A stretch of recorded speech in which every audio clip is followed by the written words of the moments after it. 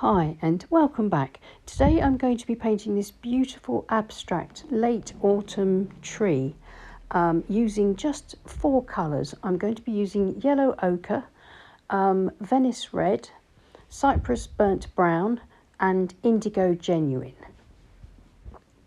I'm using our handmade artist quality watercolour tubes for this, but you can use any brand in yellow ochre, light red or Venetian red.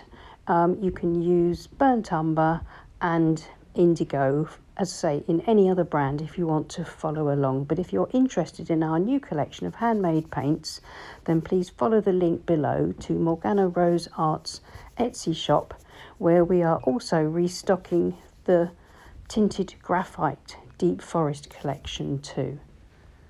So I'm starting off with Milford cold pressed watercolour paper, 11 by 15 or 28 centimetres by 38 centimetres. It's taped to my board, and my board is at an angle of 45 degrees, so gravity helps the paint to flow.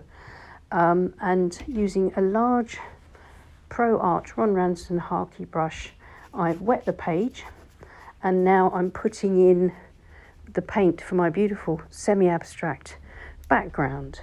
I started off using yellow ochre and Venice Red across the middle for some brightness and some subtle light. It will all flow and soften because everything will dry back lighter, and also flow down the page and dilute with the water that's on the page. And then really rich mixtures of Indigo genuine and Cyprus burnt brown, and in with more Venice Red, so I can really get this cloud effect to build up. Spraying it with the water mister, and this cloud / landscape effect should become really interesting as the paint flows. And I've built up a sort of pale looming sky in the background, and through tipping and tilting my board I can get the paint to flow beautifully and give me this lovely wet in wet wash, leaving some unpainted paper just around the edges of the darker areas, just for a little bit of extra glow.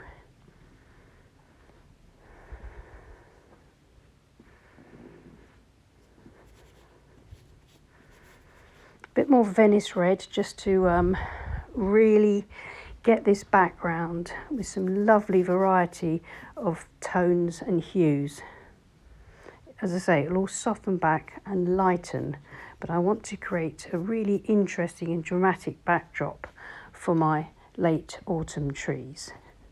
Now I've laid my board flat, and taking the corner of a plastic store card, I'm etching through the wet paint, and you can see it's pushing the paint aside, and I'm actually making some scratch marks through the paint, and that will give me sort of dynamic basis of directionality for my trees once it's dry. And I now bring the painting back up to 45 degrees and just allow it to dry completely. So while it's drying, I'll quickly show you the Wild Earth collection of yellow ochre, Venice Red, Cyprus burnt brown and Indigo genuine. And we will also be restocking our Deep Forest collection of 6 full pans of soft set artist quality tinted graphite watercolours, and a half pan of Davidson's grey, which is our tribute to one of our favourite colours, Payne's grey. Here's a demonstration that's just been posted by Morgana Rose Art using our tinted graphite set. So please take a look at the link below to Morgana Rose Art if you're interested in that demonstration. And I shall link to a previous demonstration that I did using our tinted graphites. So back to the abstract late autumn tree painting. The wash is completely dry, and I've mixed up a really lovely dark using 3 colours: Indigo genuine, Venice Red and Cyprus burnt brown, and using my synthetic Polina Bright size 1 round brush, I'm going to start to paint in my late autumn trees. I want them to be almost bare and leafless, with just a few leaves clinging on here and there. And so I'm looking for this really stylized and sort of abstracted atmospheric tree shape. So I'm leaning the trees across a little, and this slight lean will give them a sense of balance against the directionality of the wash. And I'm trying to make sure that I keep my branches getting a little bit narrower as they get towards the end, and branching out into more shoots from the branches closer to the end, and looking to try and get some of the branches sort of overlapping. And I can use a tissue or a paper towel to just lightly dab out here and there with the rich paint, and that gives me some interesting textures.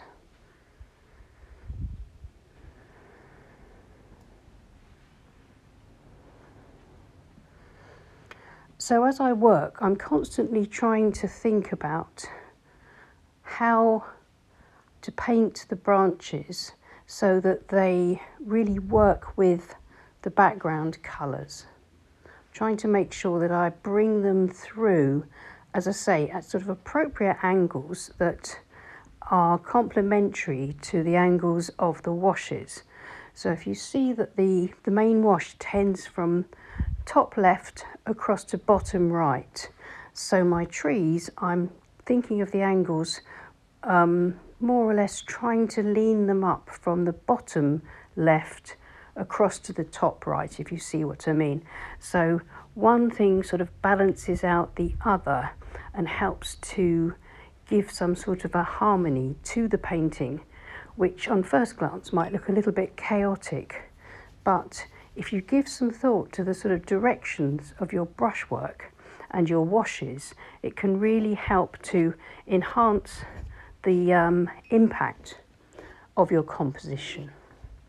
Now, while the paint's still wet, I'm using the corner of a plastic store card and scraping through the wet paint to create some lighter areas and the indications of some sticks and twigs and things like that, just growing out randomly from the branches here and there, just to flesh out the painting a little bit more. And now with my small calligraphy brush and using all 4 colours from the Wild Earth collection, I'm just going to dab in and start to build up the impression or suggestion of these last few leaves, just clinging on to the ends of some of the finer branches. Just the last few leaves before the onset of winter. Maybe then sort of bringing up a couple more branches just to join things together and make sense of those leaves a little bit more if I need to.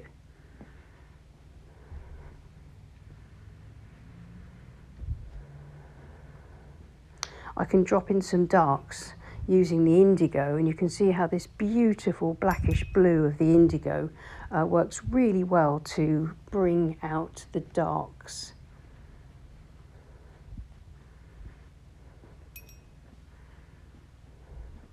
The Venice Red is a great colour as well because it's incredibly powerful when it's used at full strength, but you can dilute it with lots of water and it gives you the prettiest pink. And then back to the indigo and the Cyprus burnt brown and the Venice Red, and starting to just paint in the indication of sort of ivy covering the lower parts of the trunks of the trees.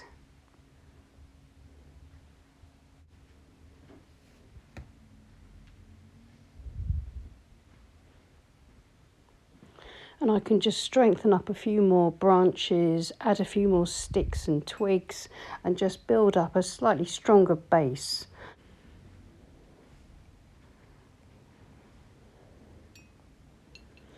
So just continuing to build up those tree trunks and more of the leaves. And I think I'm pretty much finished now.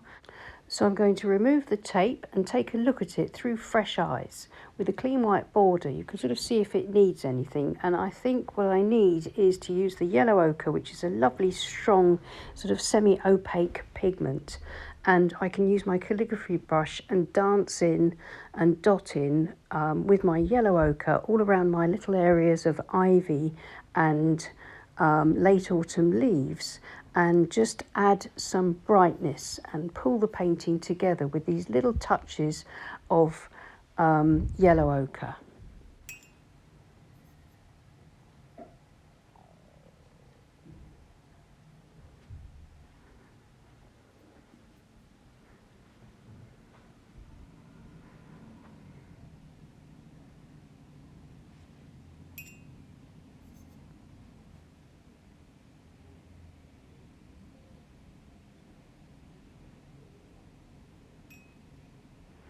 I think that's nearly it. I think that's made a lot of difference. That yellow ochre is a really attractive colour for making these little suggestions of leaves pop a lot more.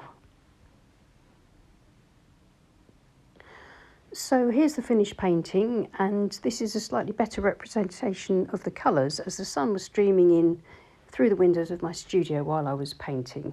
So please take a look at Morgana Rose Art's Etsy shop if you're interested in either our new collection, the Wild Earth collection, or if you're interested in our restocked Tinted Graphite collection, which is the Deep Forest collection.